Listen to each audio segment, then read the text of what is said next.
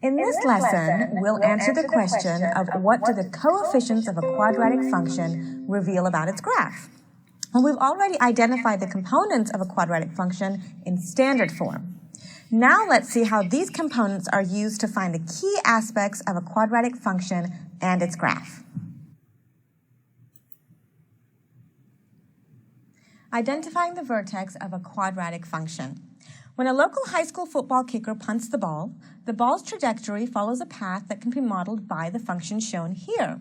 Remember that whenever you have projectile motion, it'll follow a parabolic path that can be modeled by a quadratic function. Let's look at the model of this particular function. And here we can see that I have time in seconds and height in meters. And as my time increases, my height also increases until it reaches that maximum. So after 1.43 seconds, it reaches a maximum height of 20 meters. After the maximum, my time continues to increase, but my height decreases until that ball hits the ground. What I notice here, though, is that I can see that my output values are occurring twice on my graph.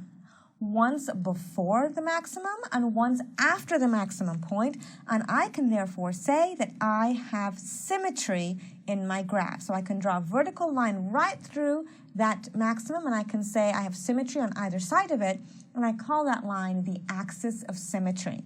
I can go a little further, and I can say that when these points are the same distance away from that middle, that axis of symmetry, that they will have the same output value. So when my distance is the same from the middle, my output values will also be the same. These key aspects will be true for all quadratic functions. Let's explore this a little more formally. Here it says the minimum or maximum value of a quadratic function is called the vertex. The vertex is always an ordered pair, x, f of x. Let's look at these two different graphs and explore them a little bit and see what happens. Here I have an a value on my first one. I have an a of 1. That means my a is a positive number, and therefore my parabola opens up. And when I look at that vertex, my a is positive, my parabola opens up, my vertex will always be a minimum. In this one, I have an a of negative 1, which means my a is negative, and therefore my parabola opens down, and my vertex is a maximum value. Now you try it. Calculating a vertex and an axis of symmetry. The vertex of a quadratic function in standard form is the point negative b over 2a and f of negative b over 2a. That means if I want to find the x value of my vertex, I can use the formula negative b over 2a. To find the y value, I take that value, plug it back into my equation, and I get the y value. The axis of symmetry will always be the vertical line that goes through the x value of your vertex, and therefore the axis of symmetry is a vertical line, x equals negative b over 2a. Let's work an example. It says f of x here, we're going to find the axis of symmetry of the function f of x equals 2x squared minus 6x plus 3. First thing I need to do is find my a and my b. My a is 2, my b is negative 6, and I'm going to plug this right into my formula of negative b over 2a to find the x value. So here we go. We have negative 6 over 2 times 2, and this is 6 over 4, or 3 halves. So I now know that the x value of my vertex will be 3 halves. I have to take that x value, plug it back in to f of x. I'm going to find f of 3 over 2, which means I'm going to plug it in right here. So that gives me 2 times 3 halves squared minus 6 times 3 halves plus 3. This is 2 times 9 over 4. I'm going to square that. Minus, here this becomes a 3, 9 plus 3. And that gives me, 2 can go in there twice, so then I've got 9 over 2 minus 6, which means my f of x will now be, 9 over 2 minus 12 over 2, which is a negative 3 over 2. So my y value of my vertex will be negative 3 over 2. And my vertex is now at the point 3 halves, negative 3 halves. And in order to find my axis of symmetry, which I'll shorten as AOS, this is going to be the line x equals something, the vertical line. X equals what? X equals the line that goes right through my vertex at the x value. Let's look at the graph of this and see if we were right. Here we have a graph, and it shows me that the vertex here is at 3 halves and negative 3 halves. We were absolutely right. And that the axis of symmetry is the vertical line that goes right through that vertex at x equals 3 halves. Now you try it. Given its graph. First, let's look at the vertex. Well, here I can see that the vertex is clearly marked for me at 0, negative 9. Next, let's find the domain of this parabola. Remember that the domain for any quadratic function will always be the set of all values x such that x is a real number. Remember, there's no restriction to the x values we can input into our quadratic function. The range, however, is dependent on whether or not my vertex is a minimum or a maximum value. Here I can see that my vertex is a minimum, and therefore the range will be the set of all values y such that y is greater than or equal to negative 9. In other words, all of my output values will be greater than or equal to negative 9. Now let's look at where my parabola is increasing and where it's decreasing. Remember that a parabola, a quadratic function, will always have one increasing interval and one decreasing interval.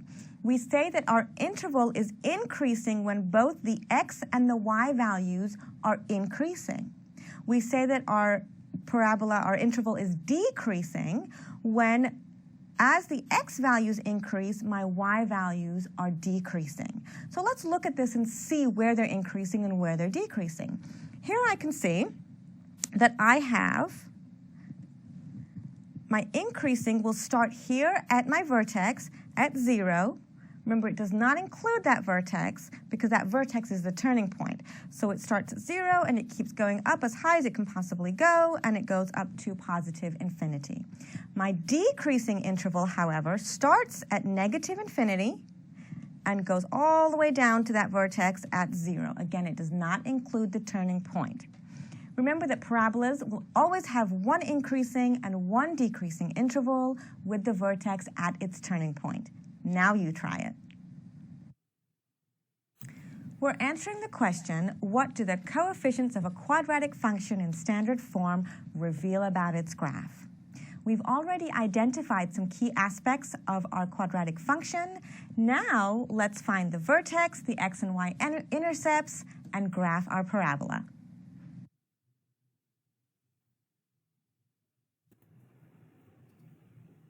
First, let's calculate our x and y intercepts.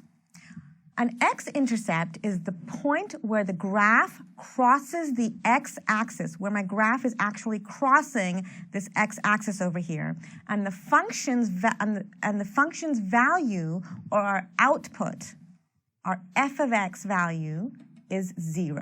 That's where our graph crosses the x-axis. So how do I find that? Well, I set my f of x, or my function, equal to 0 and solve for x. Let's do it. I want to see where 0 equals negative x squared minus 2x plus 8. The first thing I'm going to do is factor out a negative 1 so that I can work with a positive x squared, and I have x squared plus 2x minus 8 equal to 0. And now I'm going to factor this x squared plus 2x minus 8. To do so, I need to find two numbers that multiply to give me negative 8, but add to give me 2. That's 4 and 2. Since my 2 is positive, it's going to be x plus 4 and x minus 2. Now I want to set each factor that has an x in it equal to 0 to solve for each x. So I have 0 equals x minus 2, and I have 0 equals x plus 4. When I solve for x here, I get 2. And when I solve for x here, I get -4. This means that my graph is crossing the x-axis at -4, at -4, 0, and here at 2, 0. So my x-intercepts are -4, 0, and 2, 0. Now let's find our y-intercepts. A y-intercept is the point where the graph crosses the y-axis and the function's input is equal to 0.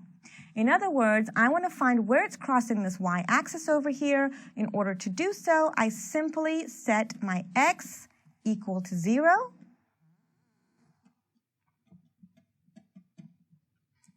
Here I get 0 minus 0 plus 8. My f of 0 is positive 8. What does that mean? That means my y-intercept is the point 0, 8, right here. Now you try it. So now that we've learned how to find these 4 key aspects of our function, let's use that information to graph a quadratic function given the function equation. So here I'm given f of x equals x squared minus 2x minus 3.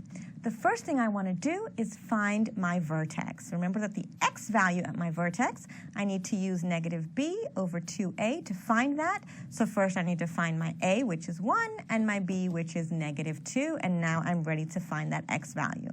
I've got -2 over 2 times 1, 2 over 2, or simply 1. So the x value of my vertex is 1. Now let's find that y value. In order to find the y value, I need to find f of 1, the x value here. So I've got 1 squared minus 2 times 1 minus 3, which when I calculate gives me -4. So the y value of my vertex is at -4, and my vertex I can graph at 1, -4, and I should label that right here. The next thing it asks me to find is my axis of symmetry. Remember that your axis of symmetry is the vertical line that goes right through that vertex. It cuts that parabola in half, and that is the line x equals 1. Now I want to find my x and y intercepts. So my x-intercept, remember, is where my function equals 0. So I want to find 0 equals x squared minus 2x minus 3. I need to factor that and solve for x. So when I factor this, I get x minus 3 and x plus 1.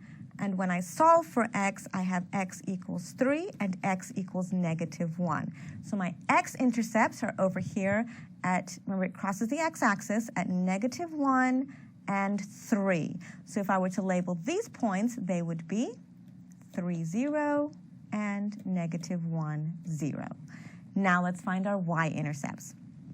So my y-intercepts here are where my x equals 0, or my input is 0. So I have 0 squared minus 2 times 0 minus 3, which simply gives me a y-intercept of -3.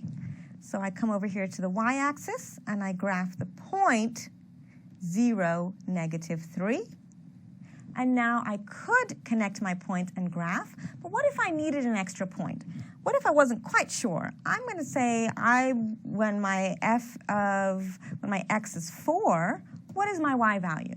Well, if I were to plug that 4 in, I would get a y value of 5. So I could now plot that point of 4, 5. And remember, since we have symmetry in a parabola, the point over on this side would be, oops, not there, it would be here. And that's the point, -2, 5. And now I have enough points to connect those dots and create my parabola. So here I go.